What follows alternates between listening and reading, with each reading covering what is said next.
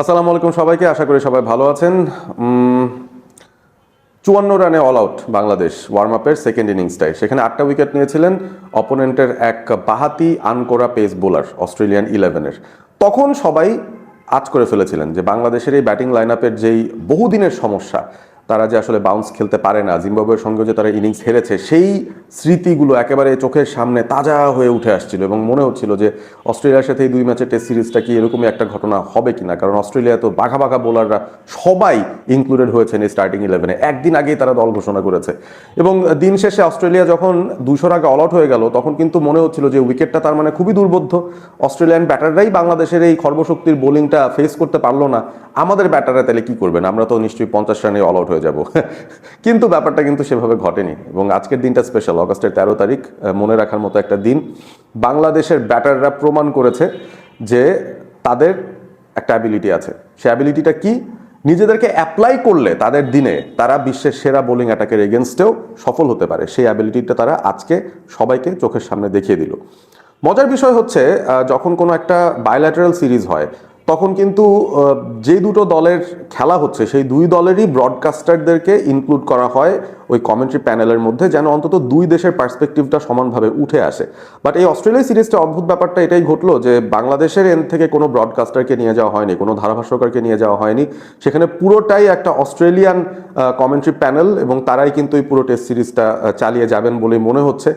Day ওয়ানটা আমরা অন্তত সেটাই দেখলাম, বাংলাদেশ থেকে কাউকে নেওয়া হয়নি। বাট মজার বিষয় হচ্ছে অস্ট্রেলিয়ার ব্রডকাস্টার কোয়ালিটি এতই দারুণ যে তারা বাংলাদেশের পার্সপেক্টিভটাও আনবায়াসডভাবে যতটুকু পারেন নিজেরা দেওয়ার চেষ্টা করেছেন এবং বেশ কিছু জায়গায় তারা আসলে বাংলাদেশের প্লেয়ারদের ব্যাপারে এমন কিছু ইনসাইটস ইনপুটস দিচ্ছিলেন যেটা আমার মনে হয় যে খুবই সঠিক এবং অন পয়েন্ট ছিল। সো ওই দিক থেকে খুব একটা বেশি মিস করিনি। অবভিয়াসলি ইটস আ লস যে বাংলাদেশ থেকে কোনো কমেন্টেটর নিয়ে যাওয়া হয়নি, এটা একটা লস। আমাদের বাংলাদেশি প্লেয়ারদের পার্সপেক্টিভটা তুলে ধরার বিষয়টাও কিন্তু তারা সেখানে সেই রোলটা প্লে করতে পারতেন, স্বাভাবিকভাবে সেটাই হয়। এটা একটু অদ্ভুত লেগেছে আমার যে বাংলাদেশ থেকে কাউকে নেওয়া হয়নি।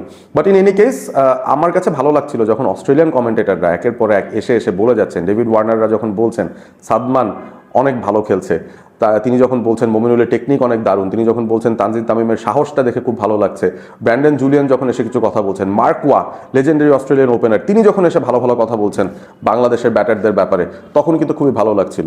এবং আমি আসলে আজকের দিনটাতে বাংলাদেশের টিমটাকে নিয়ে খুবই প্রাউড এবং এ কারণে একাধিক সংখ্যক ভিডিও হয়তো বের হচ্ছে, আপনারা দেখছেন। মমিনুলের হাইট নিয়ে অনেকে কথা বলছিলেন কমেন্ট্রি প্যানেলের সময়, প্যানেলের যারা আছেন তারাই কমেন্ট্রির সময় বলছিলেন যে মমিনুল তার যে ল্যাক অফ হাইটটা সেটাও আসলে অনেক কাজে দেয়, বিভিন্ন জায়গায় কাজে দেয়। যেসব উইকেটে বাউন্স এক্সট্রা থাকে সেসব জায়গায় কিন্তু কোন জায়গাটায় এই ল্যাক অফ হাইটটা কাজে দিবে সেটা হচ্ছে, আপনি একজন শর্ট ব্যাটার হিসেবে বোলারকে তার আইডিয়াল লেন্থে আপনি আসলে বল করাবেন না, মানে বোলারকে চিন্তা করতে বাধ্য করবেন অন্য কোনো লেন্থে আসতে। আপনি Pat Cummins, Hazlewood, Mitchell Starc কিংবা ক্যামেরন গ্রিন, তারা যে স্টক লেন্থে বোলিং করেন সাধারণত একজন নর্মাল হাইটের ব্যাটারের জন্য, ফুল লেন্থের যে বল সেটা কিন্তু মমিনুলের জন্য খুব একটা ফুল না। তিনি কিন্তু ব্যাকফুটে থেকে সেটা নেগোশিয়েট করতে পারছেন, তিনি কিন্তু ডিপ ক্রিজে দাঁড়িয়ে থেকে সেই বলগুলোকে ছাড়তে পারছেন। তো এই জায়গাটার মধ্যে কিন্তু অস্ট্রেলিয়ার পেসাররা অনেক ক্ষেত্রে দেখা গেছে কনফিউজড হয়ে গেছেন যে তারা কোন লেন্থে ফেললে মমিনুলকে ফ্রন্ট ফুটে আনতে পারবেন, সেটা নিয়ে খুব বিচলিত ছিলেন।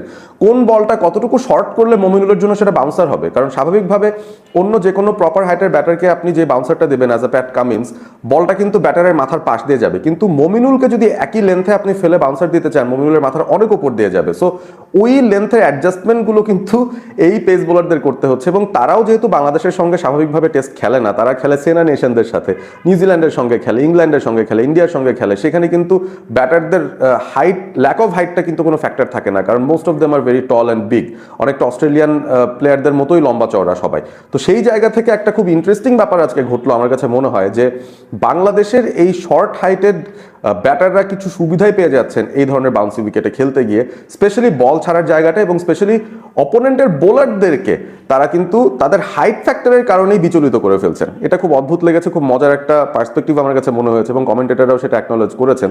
মমিনুল হক আজকে যে ইনিংসটা খেললেন, এত ফ্লুয়েন্ট তাকে আমরা খেলতে খুবই কম দেখেছি রিসেন্ট সময়। তার ফর্ম কিন্তু বেশ ভালো বাই দ্য ওয়ে। পাকিস্তানের সঙ্গে যে 2 ম্যাচে টেস্ট সিরিজ বাংলাদেশ খেললো, ঘরের মাটিতে যে পাকিস্তানকে বাংলাদেশ হোয়াইট ওয়াশ করলো, সেই সিরিজটাতেও কিন্তু মমিনুলের 2টা 50 আছে, খুব ভালো পারফরমেন্স করেছেন। প্রতি ইনিংসেই রান অন্তত তিনি করে দিতে পেরেছেন। সো ওই জায়গা থেকে মমিনুল ভালো ফর্মে থেকে ডেফিনেটলি অস্ট্রেলিয়ায় গেছেন, তবে ওয়ার্ম আপ ম্যাচটাতে কিন্তু 2 ইনিংসে তিনি ফ্লপ ছিলেন। সো একটা আশঙ্কা হচ্ছিল যে বাংলাদেশের সেরা টেস্ট ব্যাটারদের মধ্যে একজন মমিনুল এবং মুশফিক, এই দুজনই তো বাংলাদেশের সেরা টেস্ট ব্যাটার যদি টেস্ট আঙ্গিনার কথা চিন্তা করি। সেই জায়গার মধ্যে মমিনুল স্ট্রাগল করছেন বা তিনি ওয়ার্ম আপ ম্যাচে ভালো করতে পারেনি, তাহলে কি এই টেস্ট সিরিজে 4 ইনিংসে মমিনুলের থেকে আমরা কিছু পাবো না? তিনি কিন্তু দেখানো শুরু করেছেন। 30 অড রানস করে নট আউট থেকে তানজিদ তামিমকে সাথে নিয়ে তিনি আজকে ফিরেছেন। বাংলাদেশ আজকে ব্যাট করতে নেমে প্রায় পুরো একটা সেশনই ব্যাট করে ফেলেছে, প্রায় 100 রানও করে ফেলেছে এবং 2 ব্যাটার 30 রান করে তারা হাসি মুখে বিদায় নিয়েছেন, যার মধ্যে একজন ছিলেন মমিনুল হক।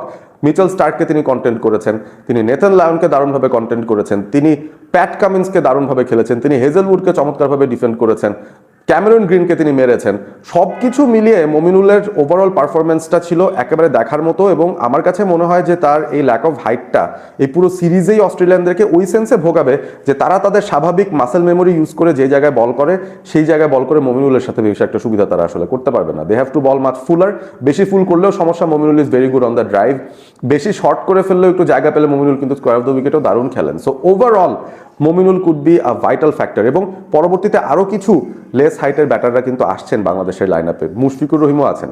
আমি আশা করছি তিনিও একটা খুব ভালো ইম্প্যাক্ট রাখতে পারবেন এই ইনিংসটাতে এবং এই পুরো টেস্ট সিরিজটাতে, because I have a gut feeling low হাইটের ব্যাটারদের এই টেস্ট সিরিজে অস্ট্রেলিয়ার এগেনস্টে, রাষ্ট্রীয় অস্ট্রেলিয়ান বোলিং অ্যাটাকের এগেনস্টে খুব ভালো করার চান্স আছে।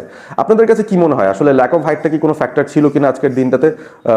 অস্ট্রেলিয়ার পেসাররা কেন তাদের সেরা লেন্থে বল করতে পারেনি? ওয়াজ ইট বিকজ বাংলাদেশ খুব ভালো খেলেছে?